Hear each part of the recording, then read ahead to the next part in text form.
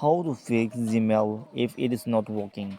So hello guys, welcome back to this another brand new video. So now I will show you how you can fix your Gmail. Okay, so for that you have to go in your settings, and after that you will have to go in your search for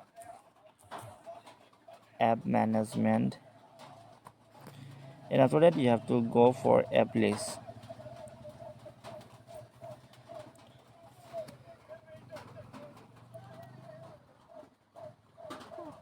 It's loading now. You can see this. Now you have to search for your Gmail. So after coming here guys, you have to go for storage users, and you have to clear cache and clear data.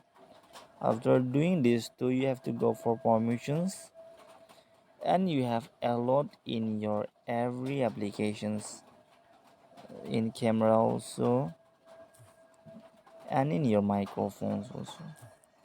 Okay, so guys, now you can see this. I have allowed in my every applications.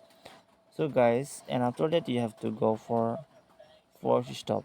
Okay, so guys, this is how you have to do to solve your problems in your Gmail. So guys, thanks for watching this video.